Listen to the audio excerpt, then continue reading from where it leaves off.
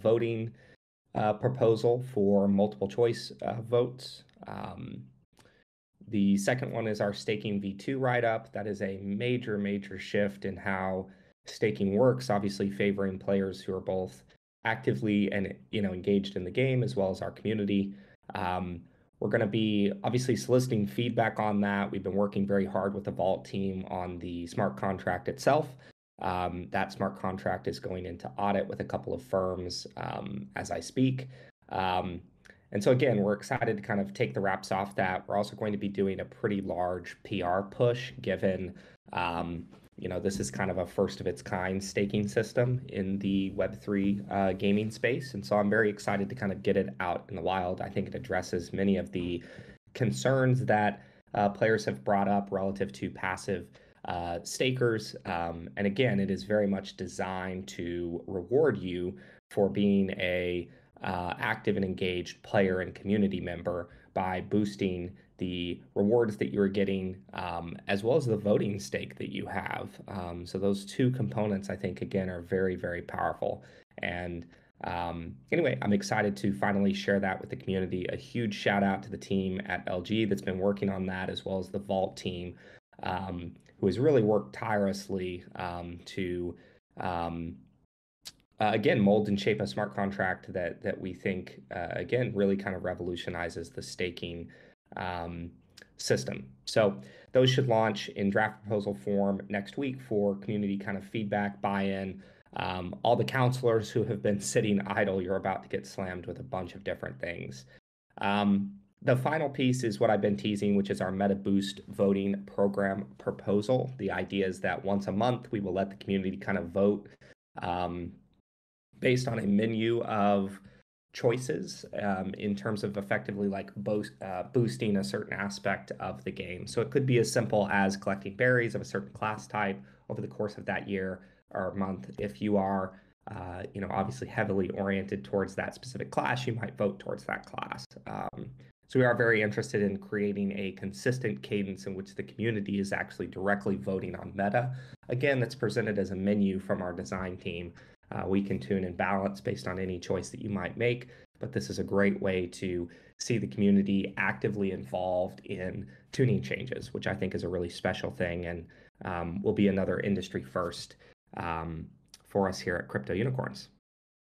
Moving on to some data insights, RBW continues to see increased trading volume on average. We're looking at over 3.5 times daily volume compared to the same period prior to the Coinbase bounty. This has been created a net result of over 500,000 in trading volume in the past 9 days, compared to an increase of 500 million in trading volume over the last 9 days compared to the same period before this promotion.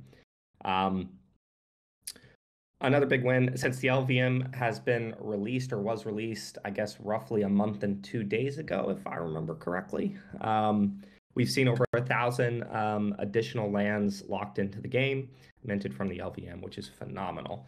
And just kind of a fun stat, we crossed 54,000 loot boxes, which has been stashed and burned into the game. It's always exciting to see features heavily utilized once we've worked so hard to ship them. Also, I guess last insight, we continue to tweak seed bags. We obviously made them more efficient based on I would say, lackluster player response. We have seen a decent increase in the number of seed bags being crafted. We're going to continue to monitor that. We always want to favor features that drive additional syncs, and we will likely continue to incentivize those features via future design and tuning updates. All right, release schedule. We are still on target, working hard towards the release of 1.6 on October 26th. That is next Wednesday, if you happen to be roughly on the US time zone. High level, Quest will be released, all the UI/UX improvements from the community. We're going to have updated farm items for the first time since we launched. So you'll be able to plant the equivalent of raw wood planks, cheap nails, and frayed rope seeds in the ground, and then come back and harvest saplings and the like. This will remove them from the workshop. So it's a pretty big meta shift and adding a lot more variety to what you can plant and harvest from the farm, which we think is really important overall. So I'm actually very excited to see that go live. Then dynamic gas estimation, which would actually be helping us right now with this whole Zen protocol madness. Dynamic gas estimation means our server watches gas prices and takes the last, I believe, 10 blocks, averages out the GUI that would be necessary to complete a transaction in those blocks, and then suggests that. So the one thing you are going to have to watch for is, like, during a gas spike, you might notice, oh, wow, I don't want to pay this price. And you would just have to reject the transaction, where right now we have a static value that, given the current network congestion, obviously is not enough to push most transactions through. So dynamic gas estimation will help us weather the variability that naturally occurs as Polygon, goes through cycles of congestion like every blockchain. Stash V 1.5 will also, of course, be shipping. This is going to allow you to stash in and out arbitrary amounts of UNIM and RBW. Again, you could stash out 50 RBW, no UNIM. You could stash in, 10,000 UNIM and a million RBW. It's totally up to you. And again, all encapsulated in our game UI. There'll be a new button under the settings wheel for that. So super excited there. That's obviously been a huge pain. The wonderful Moonstream team provided us a tool that kind of gave us a little bit of a crutch, but now we have a fully integrated in-game experience. Oh, this is a big one. I didn't even know this was official. We will be allowing you to increase your lands. Made it? Excuse me. QA? I'm so excited that I'm choking on my coffee. I'm choking on my coffee. Here we go. So we're going to allow you to increase it to a 4x4. So you'll be going from 9 to 16 per account. So yeah, QA got through that. That's wonderful. Look at me getting surprised. I normally pay more attention than this, but that is wonderful. I need way more keystones than I currently have. All right. And then lastly, but not least, and Hodor, our resident Link Marine, will be excited to know that we are officially shipping Chainlink VRF V2, which should improve the waiting for VRF process in our breeding flow. Awesome. That is the release schedule. And we're likely going to bring the average amount, in particular, of UNIM down per day. Some players, of course, will get enormously lucky. Some players might get very, very unlucky. This is a big rebalancing change that will go live kind of in tandem with quests. Quest is a feature that I don't think people really realize is going to give us enormous flexibility, because now we can very easily push a tuning update that adds new quests, new quest chains, new quest trees, bring in more fictional elements, as well as, again, these kind of quest chains where you might have, 4 weeks worth of quests to kind of complete towards getting kind of a wider, greater prize, or getting entered into a select group that gets a raffle and gets a reward. We may tie we may be purchasing mythic unicorns and tying rewards like that to these quests. It's going to give us an enormous amount of flexibility in terms of delivering new content and new events to the game on a regular and kind of consistent cadence. And so with the ship of Quest, you're going to finally be getting an in-game event and a leaderboard, which is I'm just kind of super excited about. And again, the Quest feature really gives us the ability to do some cool and compelling things. There's certain quests that need mythics. There's certain quests that need unicorns of a certain stat. So suddenly, even prior to Jousting, stats are going to start to matter to a certain extent with respect to the quest system. You may have quests that require all flavors of the rainbow. You may have quests that require, heart contingent. So again, I think we're really, really pumped about this and excited to launch the first version of quests, which again, as everything we do, is a foundational feature that we look to improve over time. Last couple of things. Shadowcorn's Throwing Shade event launches on October 31st, Halloween here in the United States. I'm very, very excited by this event. The community team has been working their ass off to prep an entire apparatus, I will call it, around this event. This event lasts 6 weeks. Only hatched shadowcorns will be able to participate. A few days prior, I'm not going to give the date away in case community doesn't want me to, but a few days prior, we're going to begin our global UGC event. This is a very important event as it establishes our world history and fiction and roots or grounds the Shadowcorn versus Unicorn conflict. We are then taking the resulting canon, which we will vote on in governance, down south here to Hollywood and talking with groups such as the Gotham Group around, again, our comic book series and the TV show that I've been teasing. Those are things that, anyway, I'm super, super excited about getting this done and know that anyone participating, if your canon ultimately is memorialized, that becomes the basis for what we hand a showrunner and a writer to say this is the fiction, historical fiction behind the crypto unicorns world.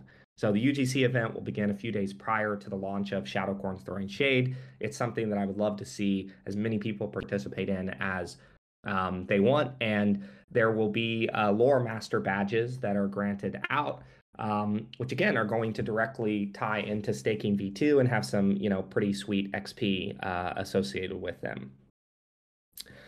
Last thing I'll say on releases is that obviously Jousting, which is our V1.5 release, is already underway. We've had many team members already kind of working on it. When the quests or 1.6 team ships next week, they're obviously going to pivot and double down on Jousting. And I'm very, very excited to begin to show more and more teasers in November. I'm likely going to do a really big podcast with Pierce of Delphi, where we actually run through a jousting tournament during the month of November. So I'm very excited about that. Obviously, the last Delphi podcast, right, I think 2 days prior to the ship of the Dark Forest, was a huge inflection point for us. Again, all part of our growth strategy. And then I guess final note on the growth strategy is that November is the month in which we are kicking off our influencer campaigns, as well as beginning our direct to wallet targeted campaigns. I'm going to begin purchasing assets to fill these campaigns soon. And the reality is we actually need a lot more market liquidity. So I need everyone here to do their part in supporting our growth. Ideally, we're getting adult corns with full breed points. That's what I'm looking for predominantly for this program. And so again, it's kind of a crazy thing in that, we're going to be spending marketing dollars with our existing community to offer up free bundles to target wallets, based on our analysis of their on-chain data and their behavior, obviously looking to avoid clearly loyal members of other NFT communities and effectively invite them to join ours and claim these bundles. So again, I'm really very excited about this. It is a Web3 native marketing strategy that mirrors in some ways how we would market a Web2 free-to-play mobile game. But the beauty of it is I'm spending money with our own community and not giving it to Mark Zuckerberg over at Facebook. That is it for my updates today, Sparkly. Let's get to questions. Hey, thank you so much, Aaron. By the way, props to Fluffy for setting up the Shadowcorn UGC event. She is amazing. She is my dungeon master queen. Dungeon mistress? And after this event, she will be your dungeon mistress too. Make of that what you will. Shadowcorns, where do I start? Have I got some tea for y'all? With a few shadowcorns and they're not happy, is the lightest way you could put it. We'll know more about their backstory and why unicorns and shadowcorns are so at odds with each other soon. You excited? Because I am, but let's do this town hall first. We've got a couple of things to clear up before the town hall questions begin. For any questions regarding the mechanics of our Crypto Unicorns bounty event in partnership with Coinbase, please ask about it in general chat. We also have a dedicated FAQ for all of your questions. Without further ado, let's get this town hall started. We have a 3 questions per person rule. If a question has been answered previously, you'll have to ask something else. To ask a question in voice, please press the request to speak button. The button looks like a raised hand. You can queue up at any time. Once we accept your request, you'll see a green bar at the top of your Discord. Click accept to begin speaking. When you are muted, feel free to ask your question. We also have questions from members of the Unicorn fam who couldn't make it on stage for various reasons. It's on the Town Hall Questions channel. Take note that we prioritize spoken questions over written ones. You can also head on stage and ask any question that you may find on that channel. First up are the anonymous questions. Anonymous questions are a relatively new feature. We can only have 5 per town hall. So let's see what they are. Okay, so some of them have already been answered. Let's see. Okay.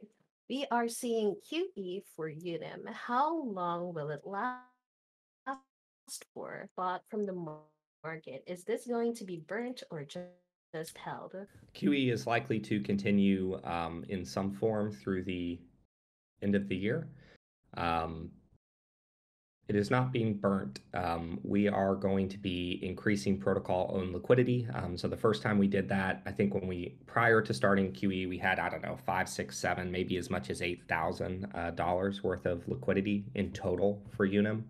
Now we have just under 100K. I haven't checked this morning, but somewhere around 100,000, right? So kind of a 20x increase was our first top up. We've obviously continued purchasing Unum. We are holding that in our QE wallet, and we will be adding to protocol-owned liquidity over time. We'll likely be adding as we start to see real sustained jumps in daily active users. And again, that's kind of part of the overall plan is to increase the amount of protocol-owned liquidity. The beauty of that is that obviously we're buying Unum, we never sell it. That protocol-owned liquidity, those LP tokens will sit there, right? So the only way Unum is leaving that pool is obviously via a purchase, which is great. So it will not be burnt. It will be added to protocol-owned liquidity over time. And again, kind of holding back on adding more liquidity until we start to see more sustained DAO growth on that front. All right. And here's our this guy just asks this question every week. He would like an update on the OpenC issue. Yeah. So good old Benjamin, I won't reveal his last name, but he's at OpenC and he's in our channel 7 days ago when I asked this question. Hi, Ben. Pushed on him pretty hard. He said, sorry for the delay. The amount of tokens that needed to be invalidated was more than I expected. So it will take us a bit longer to be able to start this task as it's pretty custom. So 22 minutes ago, I said, at Benjamin, checking in here. And that's, once again, kind of the frustrating experience that has been OpenC really from the beginning. Their complete unawareness of the extent and, the extent to which this problem has been painful for us. To be clear, you can no longer list locked lands. And, if you were to list and then lock, it gets removed. Like all of that stuff works now. That has been QA'd by us and found to be working correctly. It was just if you had already locked, and listed prior to OpenC's update to their watcher to actually listen for our lock and unlock events. So we still have these stragglers, which they need to go in and invalidate. So that is what I pinged Benjamin on this morning. So we'll keep the pressure up. Obviously, hard to move the behemoth that is OpenC. It's one of the reasons that with the new web frame, which will be shipping after the launch of Throwing Shade. I think I've mentioned this before. We don't really make use of the frame around the web app itself. So if you're not playing in full screen mode, right, there's this entire frame around your game. I'm interested in updating that so it's kind of one click to everything you might need, and we'll be obviously featuring Haku as a marketplace there. I actually met Charlie in person in Berkeley yesterday. It was great to kind of catch up with him.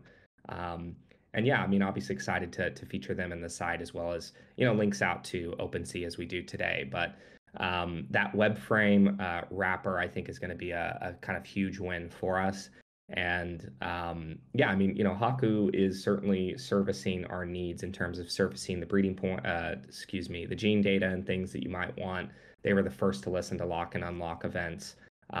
They obviously we generate more revenue into the treasury leveraging Haku. So again, the web frame will make purchase of tokens, purchase of NFTs, game guide, Discord, Twitter, like everything kind of one click away. And it will become something that we update more frequently as we do live events and things of that nature. So just generally, that's kind of my additional rant on top of answering the OpenC status question. All right. Next up, we have this question. Are there any plans on how to address the Gatsby challenges that we have experienced this week? It reminds me of Sunflower Land in January. Yeah. There's kind of two things, right? One is, I guess, with respect to Polygon, there are two possible options for us that exist today. One is to migrate to our own application-specific sidechain. That is very dangerous because all of a sudden we would have to manage our own validator infrastructure, as we have seen. At one point, I wanted to do that, and then when North Korea hacked Ronin, right? Like, I just do not want to be protecting from state-level actors and having to manage even more infrastructure. Polygon's kind of response was to launch supernets. Supernets are effectively a shared group of validators, many of them who already validate the proof of stake portion of the Polygon ecosystem. So they're obviously high trust, vetted validators, from big groups, right? Like Blockdaemon is probably going to run one. And so these groups that are and make their business running and securing validator infrastructure. And so there's a lot of chatter around various Polygon supernets getting spun up. That would involve a contract migration. And the challenge there is players would have to bridge. So that's enormously high friction and something that worries me a lot. I'm watching very closely things like Axlar and Layer Zero. I was watching Nomad prior to their hack. But Layer Zero in particular is very interesting. It's a cross-chain messaging protocol. The TLDR there would be you wouldn't actually have to bridge from proof of stake. You would be able to interact with contracts on proof of stake that message contracts on our supernet, right? So we would move everything over to the supernet, but players would be able to play from the proof of stake network if they want. It would also allow us to extend and allow players kind of from across the EVM to play, so people on ETH mainnet and things of that. And so I kind of believe that is probably the future, is we have a bunch of application-specific side chains of various flavors that are tied together via cross-chain messaging protocols to kind of eliminate the very messy bridge friction that this space kind of suffers from. But all of those things are not ready today. The supernets are being deployed. There's actually a gaming-specific supernet that Polygon announced recently. I'm in conversations with the SuperNet team. We're still wrangling the whole validator conversation. We may get a SuperNet validator. So that is the closest thing to which would just be migrating, our contracts off of proof of stake, such that they're not getting bogged down when proof of stake becomes congested by silly things like this whole Zen token madness. So unfortunately, there's not anything I can do in the short term. What long-term solutions?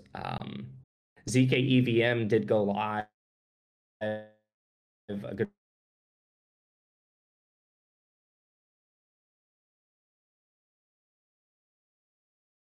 to Polygon, and then they've been very interested in trying the ZK EVM, which Polygon just launched in testnet. And he showed me a demo of it working. It was very, very cool to see that working. But obviously, that is still just in testnet. And I certainly don't want to be the first to move over to it when it comes over on production mainnet. So those are our choices: migrate to a supernet, migrate to ZK EVM. over time, right? Which would step us away from Polygon proof of stake and eliminate the concern or the challenge that occurs when the network gets congested. I should say the short-term fix is obviously gas estimation, right? But of course, that comes with increased cost to everyone, including us. So, yeah, it's always difficult when you have these moments. I'm very hopeful that people realize the Zen protocol. It doesn't take long looking at that white paper to know what that's where that token is going to go. So hopefully we see this thing peter out very soon. We've obviously seen it affect the number of breeds, and I need you all breeding very, very heavily to meet the marketing demands that I have. So hopefully soon.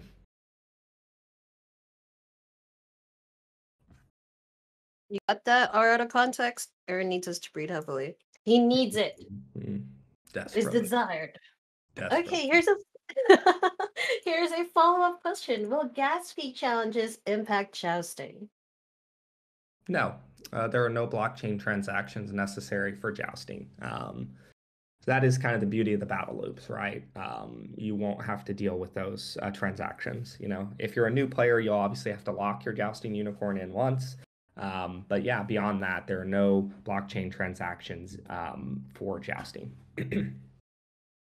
Which is great. And that is the thing, right? Like jousting gives us this really phenomenal opportunity to drive growth because suddenly the barrier to entry has become one unicorn. And I'm very, we're both going to kick off campaigns prior to that, and then campaigns in the lead up, and then campaigns around the launch of jousting that, again, I think are going to give us a really nice inflection point given the friction of on-ramping into the experience is going to drastically come down, which I think is great. And then a lot of the marketing campaigns that I'm doing for targeting kind of farm and land gameplay are going to obviously reduce the barrier to entry for people starting, set them up on nice kind of onboarding programs, trying to get them into the community so all our lovely people here can help them and help educate and mentor all the new unicorn peeps. Speaking of mentoring, thank you so much to the community for spending time with me last week. We were able to set up a community-led sort of like an introduction kind of thing. Yeah, it's a nice little love letter from people in the community to all of the new people so that they know what to expect in a game design kind of way, but also in a way that allows people from the community to share what works for them strategy-wise with the current meta. So if you have anything else that you want to add on to there, we do still have that thread open in general. Yeah, we have it on the strategy forum. So give that thread a bump and share your thoughts with us. And who knows, you might be put on the list. On a good list, not the FBI. By the way, Unifam, we've done a few changes to our Discord server. Were you able to spot it? We've made the Crypto Unicorn server experience less cluttered. The categories are clean. We're using forum channels for a more impact, intuitive, and intentional community environment. We've turned what was previously 3 town hall channels into 1 channel. It's the town hall bulletin under the events and activities category. Each event, be it a town hall or podcast or guest AMA, will have its own thread there. The thread will have a link to the recording summary, and space for community questions and anonymous questions when applicable. It's also searchable and it has tags. Give it a try and tag me in general chat. That's at SparklyUnicorn3152. Let me know how you feel about it. Okay, let's move on to the written questions.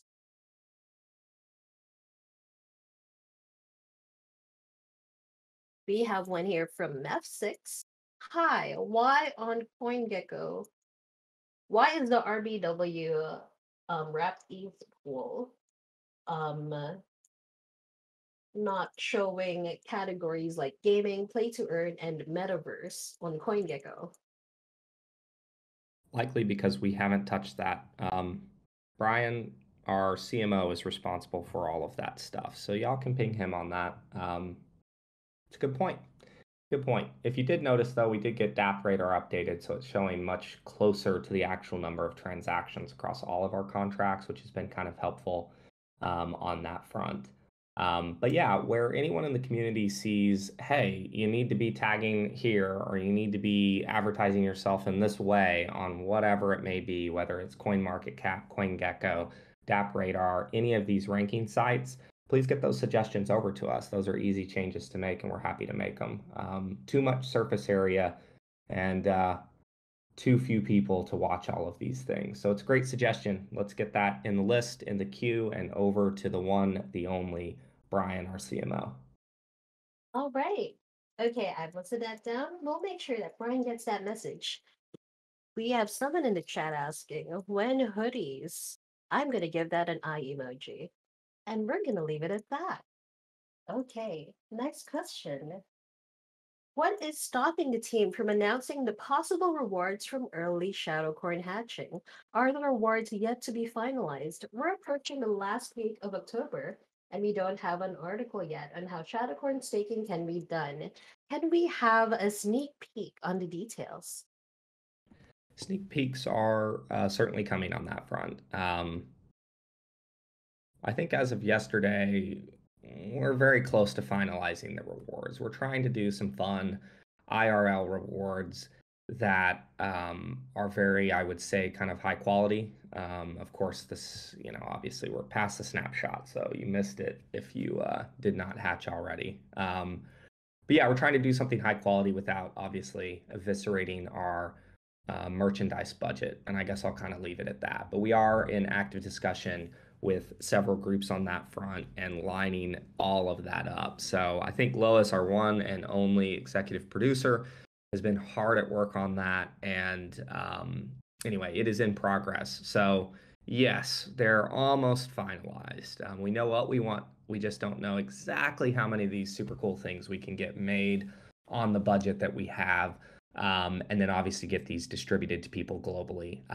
But again, you're going to start to see more and more of us doing rewards and things that are something we can ship to you in the real world, something that you can show off, something you can put on your desk. And anyway, there's going to be a lot of cool stuff coming on that front. But with everything, it's like we've got to evaluate a bunch of different vendors. We've got to talk to a bunch of different people, get a bunch of different quotes. So it has been quite the process, for sure. And then there will, of course, be some in-game items and things that will get distributed as well to those who hatched based on, I believe, the sequence in which you hatched, favoring those who hatched earlier over those who hatched later. Because we poked on you pretty hard to get that done. So anyway, that is the answer. We are close to having those finalized. Then they will get announced.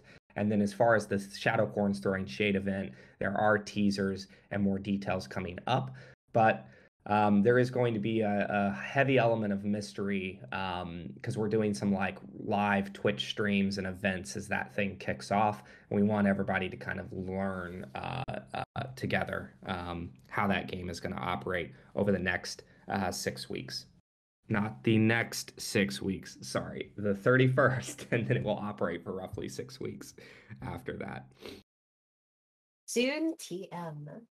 By the way, for any question that you might have that starts with when and then ends with insert feature here that we talked about before, you can also fill up our form on the quick links channel under the getting started category. We have a call for community accountability records form over there. And then you can just fill out the form so we can take note of the things that you have been looking forward to, and then we can make a little Notion document and share our information with you so that you don't need to be constantly guessing about it.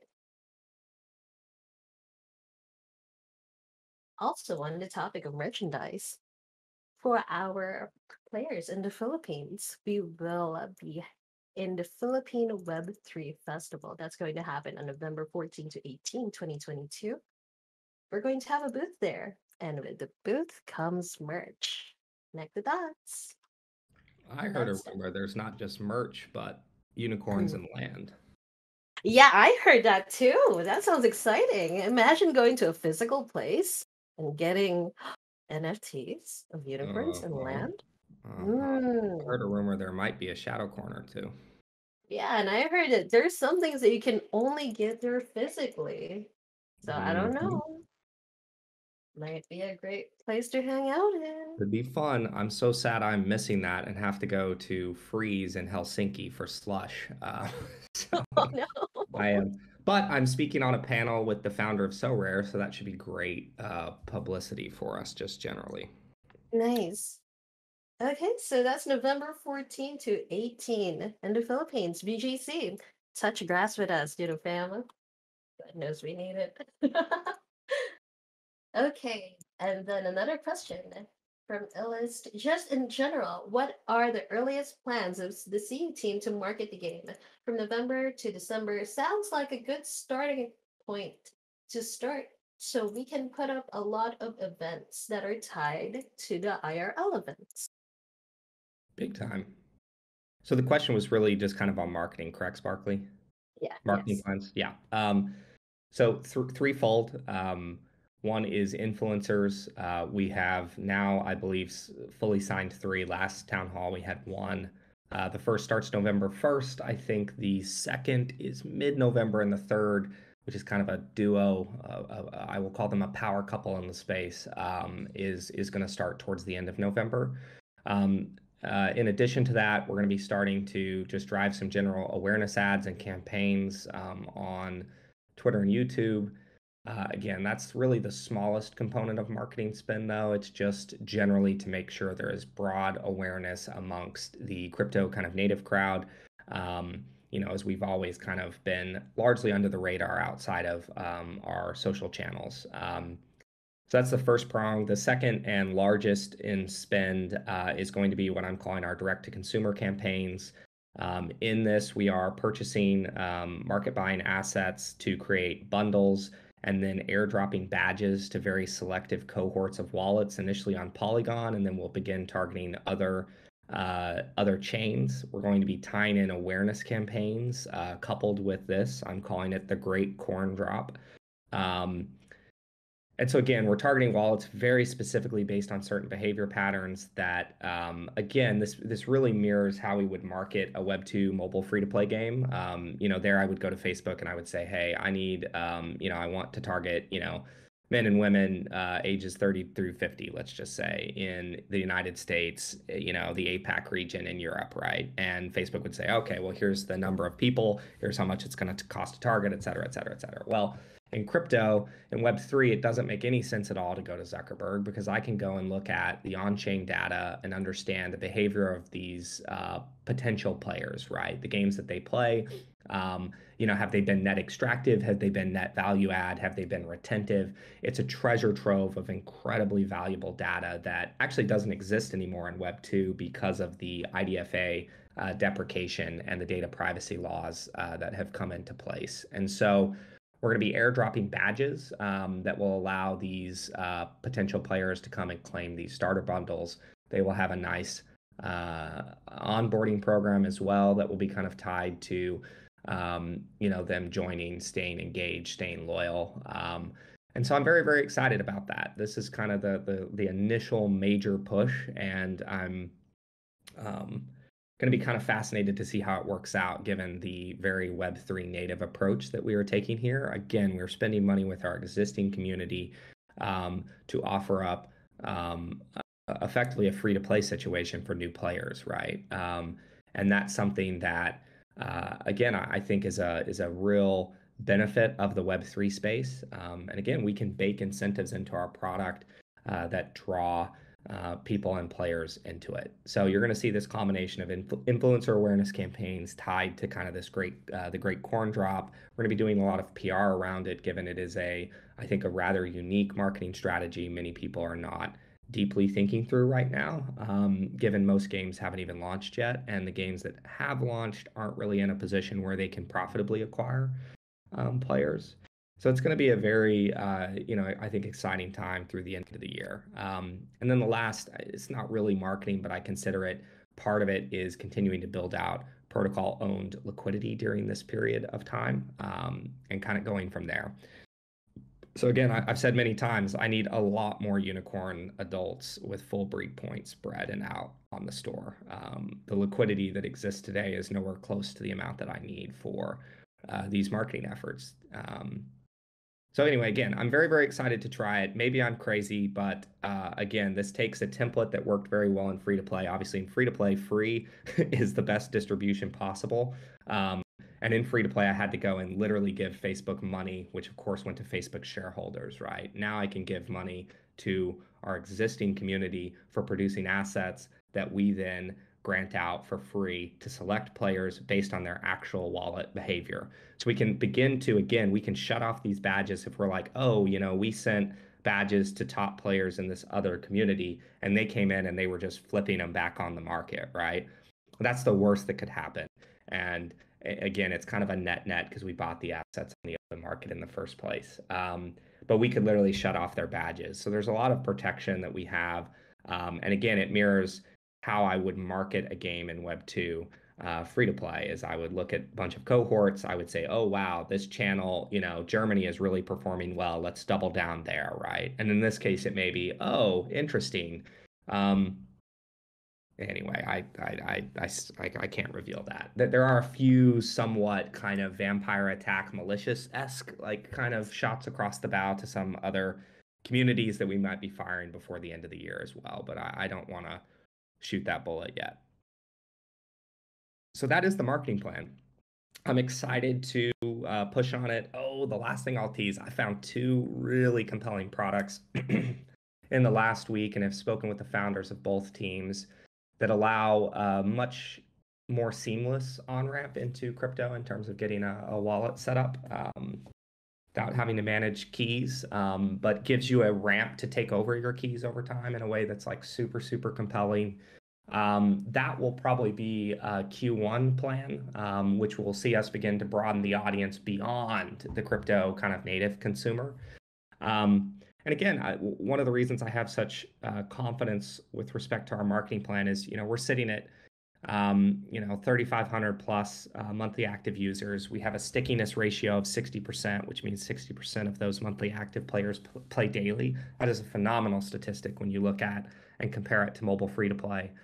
So we have this very engaged, wonderful kind of golden cohort of players today, but we're nowhere close to saturating the Polygon network. We can roughly 10x on Polygon in terms of DAO, and that's kind of the first approach. And then when you begin to look at how many people can we pull up from Ethereum mainnet as kind of the second big land grab, again, I think that's going to be a very, very compelling, very exciting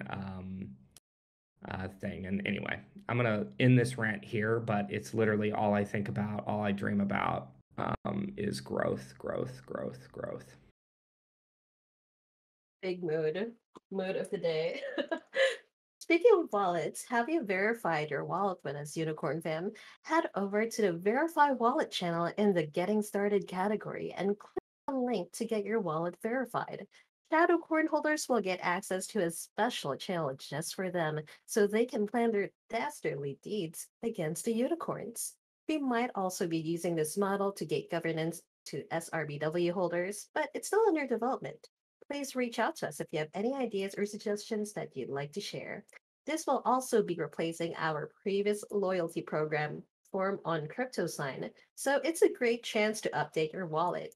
You'll receive any community events related rewards over here, from loot boxes to in-game items to badges, so make sure to choose your wallet wisely. Okay, we have another question. Games from Web 2 and Web 3 have announced their Halloween event. When is the start, or at least the promotion or teaser of the Halloween event for CU? Follow up. Can we also expect an event for Christmas and New Year's? Throwing Shade launching on Halloween is the Halloween event. We had wanted to do a very specific Halloween event for Quest, and we tilted that into more of a fall event, given that Quest is launching on October 26th. So you are going to get an event specific to the farm sim, but it is not Halloween themed. It is fall themed, so it can run kind of throughout the month of November. We are planning events for the month of December, that should be a lot of fun in the lead up to the new year. So those are absolutely happening. And then the Halloween event itself is definitely Shadowcorn's Throwing Shade. So that's going to be a fun day. I'm really looking forward to that. I wish it kind of fell on a weekend. It's sad that Halloween falls on a Monday. But I am very, very excited to have the Throwing Shade event kick off on Halloween. I'm super duper excited on that as well. And of course, you can expect somewhat of a Christmas event from the community. We will keep you on your toes. GDverse has another question. Can the community join the beta test for Jousting? Pretty please. Probably not. If anyone gets access, it'll likely be the founders channel. But the Ooh, community at large, likely not. okay. So possibly founders channel. Possibly. Possibly. Yeah, possibly. Okay. Next up, any other brand collaboration after Coinbase? It's still early, but do you think you hit your goal in collaborating with Coinbase? Not in terms of new DAO.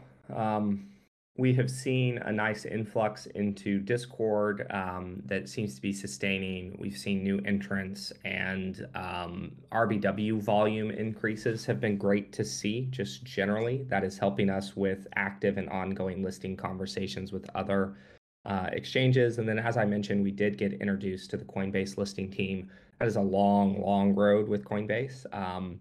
But it's very, very hard to get on their radar in the first place. And just to be straight up, my primary hope was that this would be the first of kind of many partnerships with them.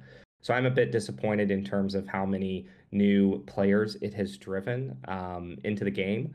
Though after the reward distribution, potentially we'll see some people begin to activate on that front. But again, I think it's been a win from the perspective of awareness, just generally, new entrants into Discord, increased RBW volume in the market. And we have seen, I think, an attributable increase in NFT sales tied to the launch of that campaign. So again, it was a very low cost effort. And it got us in the door with Coinbase. And of course, now, we're talking to the partnerships team. Sorry, it was with the marketing event was with the partnerships team. We've been introduced to the listing team. And so, yeah, I view it as a positive win just generally, even though it did not drive the number of new DAO that I was kind of hopeful for. All right. Okay, we do have a speaker. We have Chit Chat. Please come up on the stage. By the way, Aaron, do you need to go at the top of the hour, or do you have a couple extra minutes for a couple more questions? I have a couple extra minutes, and then I need to prep for a pitch that I'm giving to a multi-billion-dollar international conglomerate. Ooh, nice. Good I luck. can go a little bit over, and then I need to get my head kind of in the Head in the game. game. In that, but Yes. yes, I can go to probably 8:15 my time. Perfect. Okay. Hey, Jack. Hello. Hello, sir. Hello. Hello. I haven't heard you for a long time. I have two questions. Could you give us a status update on your own delegation system? Delegation is slated for after Jousting, so it is something that is back on the roadmap and is again kind of slated after Jousting. That's kind of where it sits. Obviously, even Cuckoo announced the delegation program. Narval is up to 150 accounts, 500 assets. I didn't get a response from Capital DAO on kind of where they are at. So again, I would encourage players that want delegation now to use existing, working, and vetted tools. Delegation in its native form will not be coming until after Jousting, but it is the release slated for after the next release after Jousting. I see. Thank you. And the second thing that I wanted to ask about, because I didn't catch you from the beginning, I understand there is at some point an increase in 4x4 land. Could you elaborate a bit on that? When would it be available? Because I didn't catch it from the beginning. Yeah, 6 days from now on the 26th is when it launches. Yeah, I nearly choked on my coffee. The team had hid that in there as a surprise for me. So yeah, you'll be moving to, or not moving, but you will be able to add up to 16 plots of land on a single account. That is likely going to be the cap prior to tribes. Given again, you take 1 million, you divide it by 16, and that's, in a theoretically perfect world where everyone is running one account and not multi-accounting. That would be the total number of players that would ever be able to kind of play the farm sim. Obviously, in certain scenarios, maybe, land gets broken up or becomes so valuable over time that, you don't really get to 16, you do 4, you do 6 or something like that. But yeah, it's not necessarily a technical constraint. It's very much this idea that we do not want such a concentration of land amongst the few that it becomes a reflection of the real world that we live in today. And I'll kind of leave it at that, right? So, but yeah, moving to 4x4, which is going to be a lot of fun. Like I said, I need a ton more keystones than I've gotten or than I've crafted so far. It seems I have to get back to crafting keystones. Okay, thank you so much. Yeah, thank you. And I'm excited to get your feedback come the 26th on all the UX changes and UI updates. So I think you'll be very happy with them, Jujak. Next town hall, I will be there for sure. Awesome. Thank you for coming up. Thank you. Bye-bye.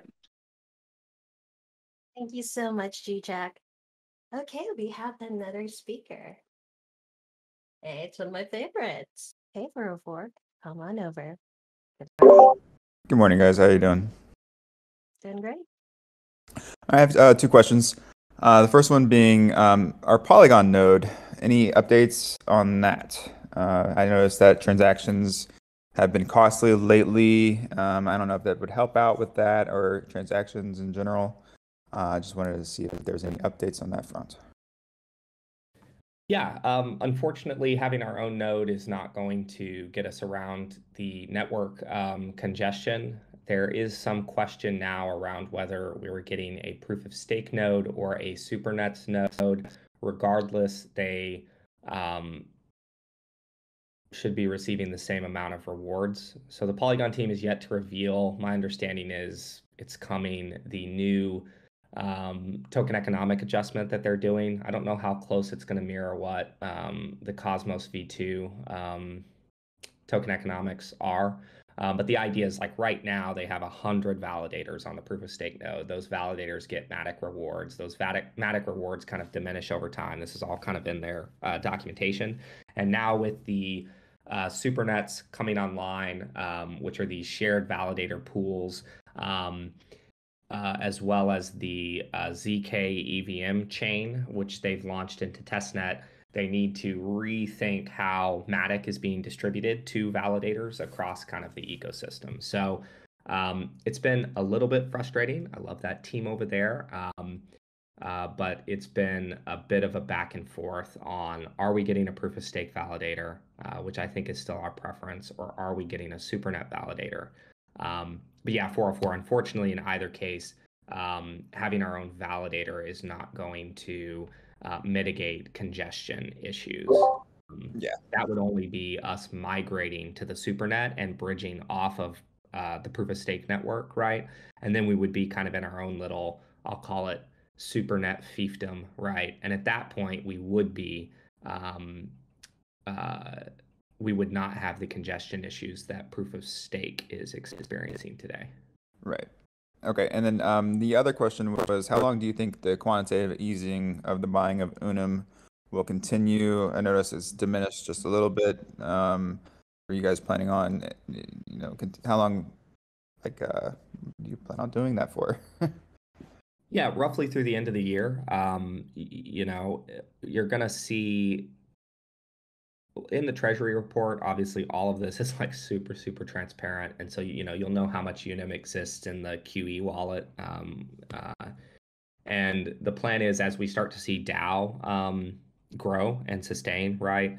we will begin adding more liquidity, right? So we'll pair obviously USDC with the Unum that we've purchased and put it into that pool. So people need to look at the QE wallet as a one-way street for Unum. We're never, ever going to sell that Unum. We are solely focused on increasing, obviously, protocol and liquidity. I don't think it makes sense. I mean, we obviously went from about 5 to 6, 7K in liquidity to around 100K in liquidity, even at current prices. With the first fill the pool event, right? And again, I don't want to add more liquidity until we start to see some new player growth on that front. But you can expect QE to continue through the end of the year right now, with us increasing protocol owned liquidity in tandem as we start to see new DAO, new players coming in. All right. Thank you for answering those. Awesome. Thank you for coming up. Appreciate it. Thanks. Thank you so much for having a great day. Okay, next up we have a written question from Johnny Fiat. Interesting comments on the need to breed. I personally have not bred in months due to the time, effort, and costs of the top breeding boosters and do not want to waste breeds without them. Is there an opportunity to airdrop some top boosters to get that going?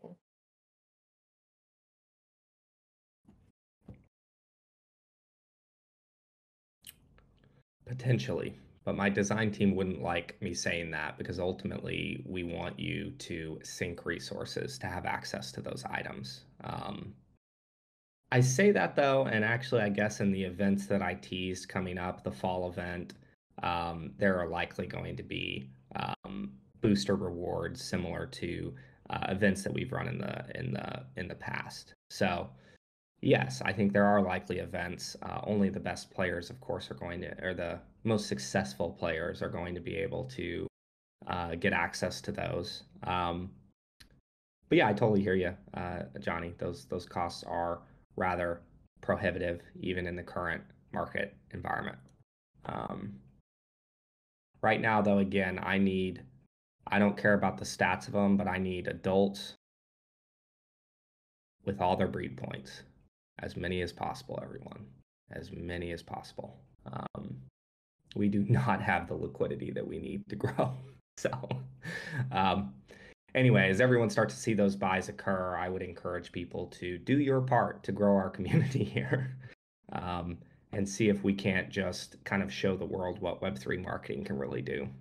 But yeah, so Johnny, to answer your question, likely there will be boosters tied to these upcoming events. So if you rank up in them, you dominate those events, you can get those breeding boosters and kick off those higher tier breeds, especially with an eye towards jousting coming up.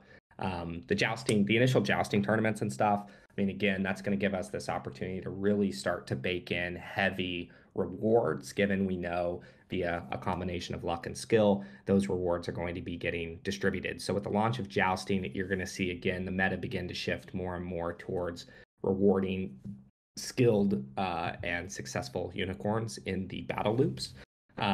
While the farm sim, of course, will continue to be focused on production of the commodities necessary to support the battle loops, to support continued growth of the supply of unicorns and things of that nature. All right, so that is going to be our last question. That concludes our weekly town hall number 20. We'll see you next week for weekly town hall number 21. Take note of the new time that we're going to have for weekly town hall number 21, everybody. We'll post a recording of this town hall on our socials, so if you would like to give it a re-listen. Don't forget to share this with your friends and fellow unicorn fam who couldn't make it. And if you have more burning questions, feel free to reach out on our support channels, the Mod Support channel and the Ask the Devs channel. This has been Sparkly Unicorn with silent co-host Stealthy Unicorn. Good morning, good night, and see you in game, Unicorn fam. Ooh, ooh. Ooh, ooh. Stealthy, you gonna give us your book?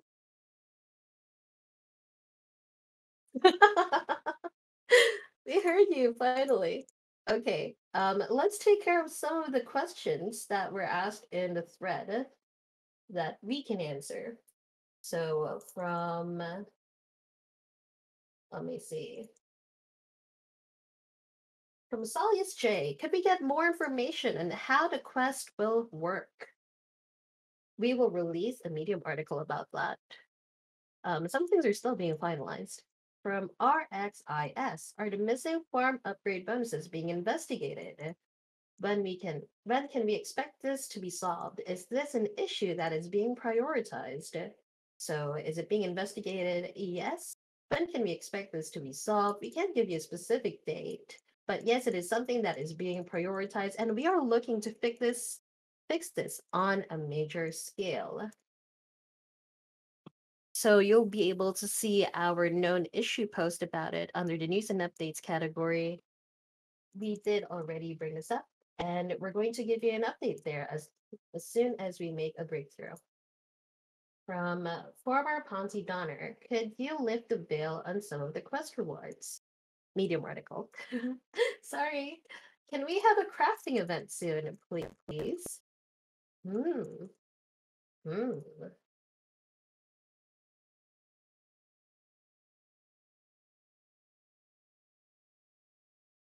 Yeah, suggestion channel. We are actually planning on making it more visible. The suggestions that we take in and like the amount of votes that it gets, etc. Okay, from Kylaxi, what's the yes, we would on the forum. Yes. By the way, keep your eyes peeled for the forum because, like Aaron mentioned, we will be having a couple of draft proposals come in, and it would be nice if you could all get your opinion on those things that will come in that I should probably not mention yet. Okay. What is the plan for the Shadowhorn staking event and jousting? Okay, this has been already answered. From BS, were there other blockchains that you were considering running on? Yes, I believe this was answered on a previous podcast.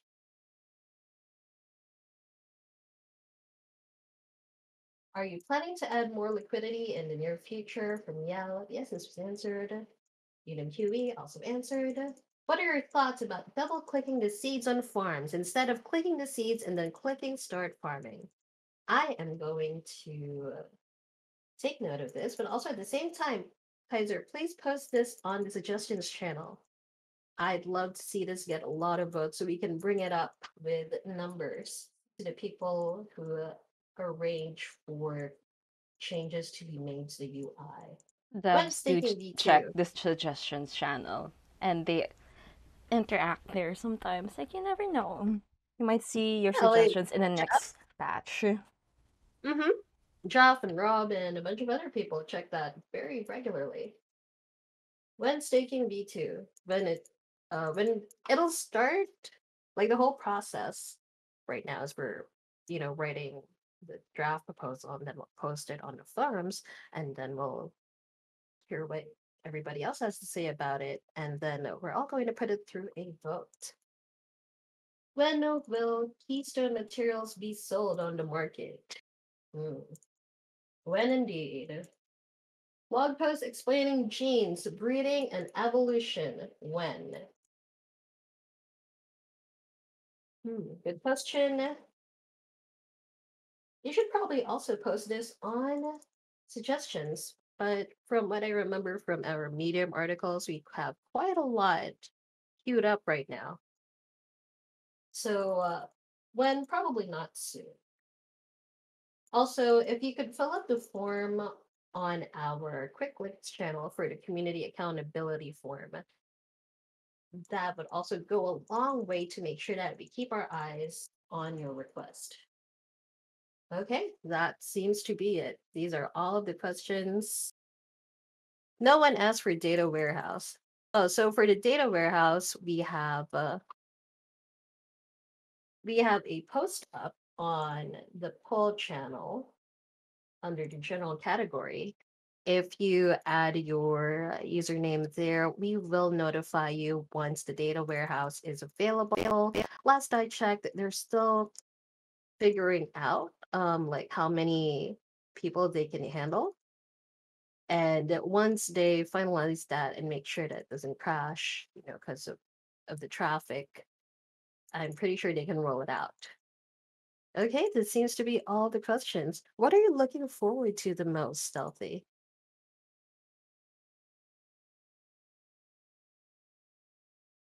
A lot is right.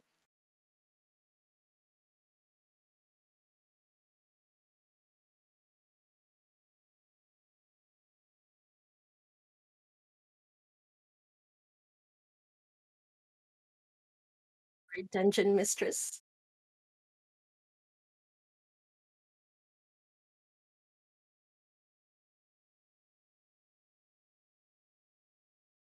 Yeah, this is like a great chance to see the elusive Stealthy being not stealthy.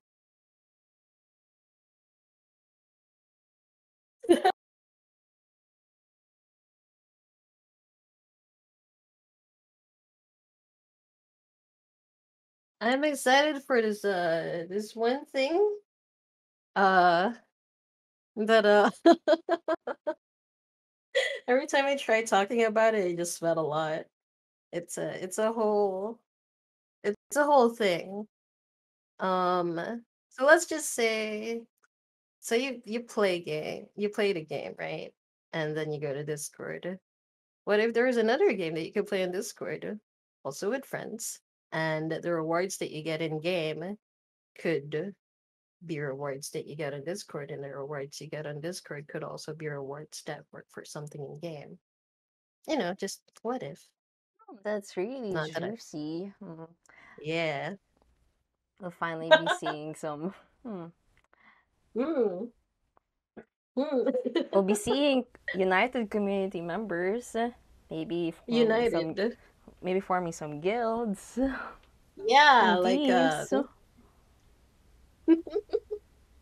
And participating in lots of activities in the server. Like, I enjoy seeing new faces and also old faces, competitive spirit, and the Discord server. we're very Anyway, busy and we're hard at work with all of these fun little things, and I hope that you guys will enjoy them as well. I just had a really great session with our community beta testers the other day. Was that yesterday? The days are just blending together now. So if you see any of them and ask them if they're having a good time, I mean, I guess you can gauge from that whether we're going to be having a fun event or not. So yeah, that's about it. Thank you so much, everybody.